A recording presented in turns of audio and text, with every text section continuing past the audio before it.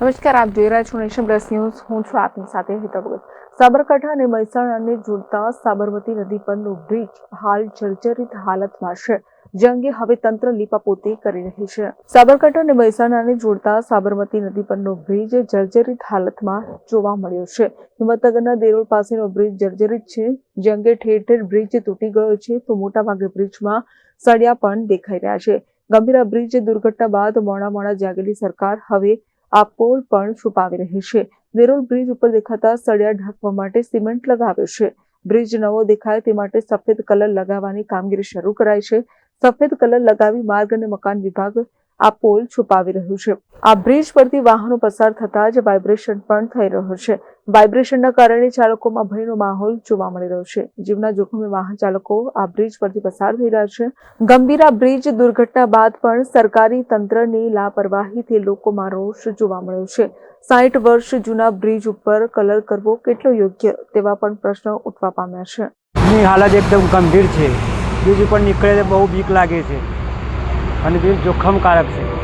અને અહીંયા પ્રવાસીઓનો ઘસારો વધારે તિરુપતિ ઋષિવટ પાર્ક છે, અવરજવર વધી રહેલી છે. રેતીની ખનન વધારે ચાલે છે. અહીંયા ઓવરલોડ ગાડીઓ રાત દિવસ દોડે છે અને મારે વિજાપુર હિંમતનગર જવા માટે બહુ બીક લાગે છે. અને પુલને વહેલી તકે કામ થાય એવી અમારી શુભેચ્છા છે.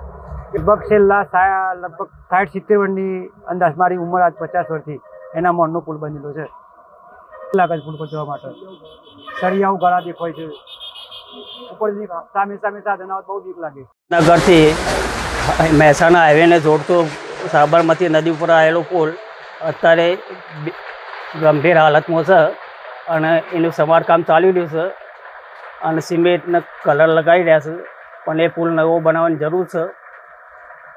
અને ગંભીરા પુલ અત્યારે 40 વર્ષથી બનાવેલો એ પડી ગયો, પણ આ 60 વર્ષથી પુલ બન્યો છે તેનો કોઈ ભરોસો નથી. અત્યારે હાલત એવી છે કે તેના ઉપરથી નીકળવાથી વાઇબ્રેશન થાય છે અને હાલત એની ખરાબ છે. અત્યારે હાલ માગ એવી છે કે નવો પુલ બનાવો એવી માગણી છે. Jitendra Solanki, nation plus news, Sabarkantha. સમાચારોના સતત અપડેટ મેળવવા માટે અમારી નેશન પ્લસ ન્યૂઝની યુટ્યુબ ચેનલને સબસ્ક્રાઇબ કરો, બેલ આઇકન દબાવો અને જોડાયેલા રહો ફેસબુક, ઇન્સ્ટાગ્રામ અને ટ્વિટર પર.